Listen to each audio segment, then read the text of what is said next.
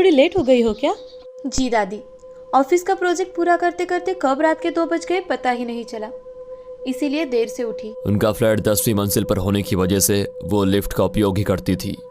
Lift शुरू हो गई और नीचे की ओर जाने लगी, पर आम दिनों की तुलना में आज लिफ्ट से कुछ ज्यादा ही आवाज आ रही थी। दादी, जाते वक्त वॉचमैन को बताती हूँ कि लिफ्ट रिपेयर करने वाले को बुलाकर लिफ्ट ठीक करवाए, कुछ ज्यादा ही आवाज आ रही है। लिफ्ट ग्राउंड फ्लोर पर पहुंची।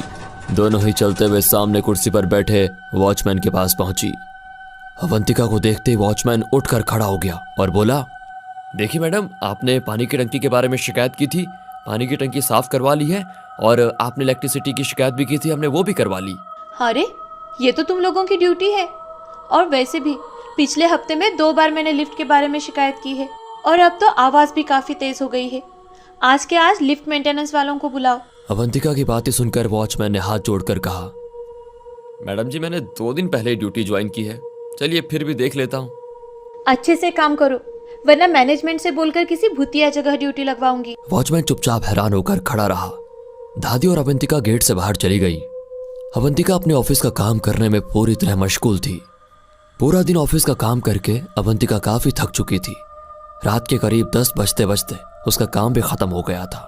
वह अपने ऑफिस से बाहर निकलकर सड़क पर आ गई। सड़क पर गाड़ियों की आवाजाही काफी कम हो चुकी थी। सड़क पर ना ही कोई ऑटो दिखाई दे रहा था, ना ही कोई टैक्सी आती नजर आ रही थी। आधा घंटा बीत गया था, तभी उसके सामने से एक टैक्सी आती नजर आई और फिर टैक्सी का सफर शुरू हो गया। कल रात को नींद पूरी न होने के कारण उसे टैक्सी की सीट पर बैठे बैठे नींद आने लग गई। कुछ ही देर में टैक्सी उसके अपार्टमेंट के पास पहुंची। वो नीचे उतरकर गेट से अंदर चली गई। वॉचमैन की कुर्सी की तरफ देखा, पर हर रोज की तरह कुर्सी खाली नजर आई। अब गया होगा शराब पीने, इसकी तो शिकायत करनी ही पड़ेगी। अपने आप से बुदबुदाते हुए वो लिफ्ट के पास पहुंची। लिफ्ट के अंदर जाते ही वो दरवाजा बंद करने वाली थी, तभी झट से वॉचमैन लिफ्ट के अंदर आया। उसकी हर हरकत से अवंतिका एक पल के लिए तो सहम गई और एकदम से पीछे हट गई, पर अगले ही पल उसने खुद को संभाल लिया। वॉचमैन ने लिफ्ट का दरवाजा बंद कर लिया और थोड़ा गुस्सैल नजर से अवंतिका की ओर देखने लगा। उसकी हरकत को देखकर अवंतिका बोली, ये क्या बदतमीजी है? जी नहीं, आपने सुबह कहा था ना वो लिफ्ट ठीक करने के लिए, हमने ठीक करवा ली है, देख लीजिए, वरना आप मेरी शिकायत करने के लिए ऊपर तक जाएंगी। तुम तो ऐसे बोल रहे हो कि ये काम कर कर मुझ पर एहसान कर रहे हो। बिल्डिंग मैनेजमेंट ने ये जिम्मेदारी तुम्हें दी है। जी नहीं, मेरा काम तो निगरानी करना है, फिर भी लोगों को परेशानी ना हो इसलिए अपनी जिम्मेदारी समझकर काम करवा लिया है। वैसे आप बताइए, काम ठीक हुआ है क्या? कोई आवाज तो नहीं आ रही है ना? लिफ्ट के अंदर एक जानलेवा सन्नाटा फैल गया। वॉचमैन की इस हरकत से उसे गुस्सा तो काफी आ गया था, पर दिल ही दिल में वो पूरी तरह डर चुकी थी। उसका ये डर लाजमी भी था, क्योंकि रात के 11 बज चुके थे और वहां पर उन दोनों के अलावा कोई नहीं, इसलिए उसका ये डर लाजमी था। क्या हुआ मैडम, आप चुप क्यों हो गई? बताइए, लिफ्ट से आवाज आ रही है क्या?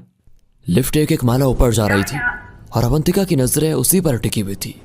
अवंतिका की ओर कुछ गुस्से में देखते हुए वॉचमैन लिफ्ट के भीतर एकदम से उछला, जिसकी वजह से लिफ्ट एकदम से हिचकोले खाने लगी।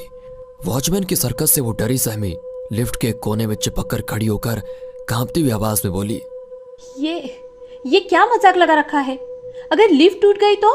अरे ऐसे कैसे टूट जाएगी, और टूट भी गई तो रिपेयर करवा लूंगा। इतना कहकर वो दोबारा कूदने लगा। ये देखो, नहीं टूटा ना? देखा, नहीं टूट रही लिफ्ट। जैसे तैसे वो 10वीं मंजिल तक पहुंची। लिफ्ट रुकते ही अवंतिका ने झट से दरवाजा खोला और खाली वार्ड में तेज कदमों में चलने लगी। लिफ्ट के अंदर खड़ा वॉचमैन उसी को देख रहा था। तेज कदमों से अवंतिका अपने कमरे तक पहुंची और चाबी निकालकर दरवाजा खोलने लगी, पर चाबी लगी नहीं रही थी। उसने तिरछी नजर से बाईं ओर लिफ्ट की तरफ देखा तो लिफ्ट के खुले दरवाजे से वॉचमैन अभी भी अवंतिका को घूरे जा रहा था। अवंतिका ने झट से अपनी नजरें हटाई और दरवाजा खोलकर कमरे के भीतर चली गई। दरवाजा बंद करके दरवाजे के पास ही खड़ी रही, पर लिफ्ट का दरवाजा बंद होने की या लिफ्ट के नीचे जाने की आवाज नहीं आई। डर और गुस्से से आग बबूला हुई अवंतिका अपने आप से बुदबुदाई, इसकी नौकरी खत्म समझो, मुझे डराने की कोशिश कर रहा है। तू कल इस अपार्टमेंट से बाहर होगा। इतना कहकर वो फ्रेश होने के लिए चली गई। शावर का ठंडा पानी शरीर पर गिरते ही उसकी सारी थकावट दूर होने लगी। बदन में टॉवल लपेटकर वो बाथरूम से बाहर आ गई। तभी उसे कुछ याद आ गया।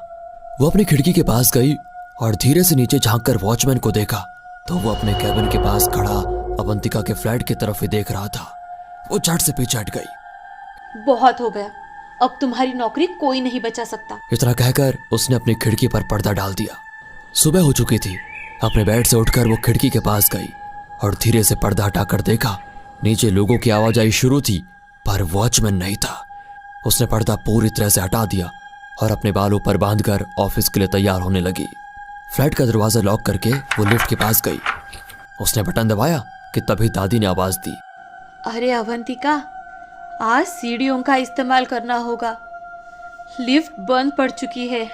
दादी सीढ़ियां चढ़कर ऊपर आ गई और काफी थक भी चुकी थी। दादी की हालत देखकर अवंतिका गुस्से से आग बबूला हो गई और मन ही मन बोली, कल रात तो बड़ा उछल कूद करके बोल रहा था कि लिफ्ट बिल्कुल ठीक की है, लिफ्ट ठीक की है, क्या खट ठीक की है? अवंतिका की तरफ देखकर दादी बोली, क्या हुआ, क्या सोच रही हो? दादी, मैनेजमेंट को भी ऐसे ही निकम्मे लोग पसंद है, पर अब बहुत हो गया, मैनेजमेंट के पास उसकी शिकायत करनी ही पड़ेगी। इतना कहकर वो सीढ़ियों की तरफ जाने लगी कि दोबारा दादी ने उसे रोका। अवंतिका, चलो मेरे साथ। दादी हाथ पकड़कर उसे अपने कमरे में लेकर आई। दादी, आज मैं आपकी कोई बात नहीं सुनने वाली, उस कामचोर चौकीदार को तो सबक सिखा कर ही दम लूंगी। ठीक है, मत सुनना। इतना कहकर दादी ने उसके हाथ में न्यूज़पेपर दे दिया और उसमें छपी एक खबर की तरफ इशारा किया। अवंतिका ने खबर देखी और बिल्कुल हैरान रह गई। गायत्री अपार्टमेंट में लिफ्ट टूटने से चौकीदार और एक कर्मचारी दोनों की मौत। दादी, ये खबर तो हमारे अपार्टमेंट की है। हाँ, कल दोपहर लिफ्ट की मरम्मत का काम शुरू था, उसी समय यह हादसा हो गया। कल दोपहर? हैरान परेशान अवंतिका सोच में पड़ गई। ये कैसे हो सकता है? हादसा कल दोपहर को हुआ है और मैं तो कल रात लिफ्ट से ही आई हूँ, और लिफ्ट में उस वॉचमैन ने मेरे साथ बदतमीजी भी की थी। ये कैसे हो सकता है? दादी उसके हैरान चेहरे की तरफ देखकर बोली, अब होने को कौन टाल सकता है? पर बिना कुछ बोले वो घर से निकली और सीढ़ियां उतरकर नीचे की ओर जाने लगी। पर वो एक ख्याल उसके दिमाग को कुरेद रहा था। क्या वो मेरा रहम था? पर कल रात तो मैं लिफ्ट से ही ऊपर गई थी, मतलब चौकीदार की आत्मा उस लिफ्ट के अंदर है। क्या वो मुझे चेतावनी देने आया था? सोच सोच कर उसका दिमाग फट रहा था। तभी उसे एम्बुलेंस का सायरन सुनाई दिया। दिमाग में उठने वाले सवाल और लगातार कानों पर पड़ने वाले सायरन की आवाज ने उसका सर चकरा दिया था। वो सीढ़ियां उतरकर ग्राउंड फ्लोर पर आ गई। तभी उसे एक एम्बुलेंस गेट से बाहर जाती नजर आई। उसे कुछ भी होश नहीं था। तभी उसके कानों पर एक आवाज पड़ी। उसने आवाज की तरफ देखा तो लिफ्ट के मेंटेनेंस का काम चल रहा था। वहां पर एक पुलिस वाला भी खड़ा था और लिफ्ट के पास एक बोर्ड पर लिखा था, लिफ्ट मेंटेनेंस के लिए बंद है, कृपया सीढ़ियों का इस्तेमाल करें।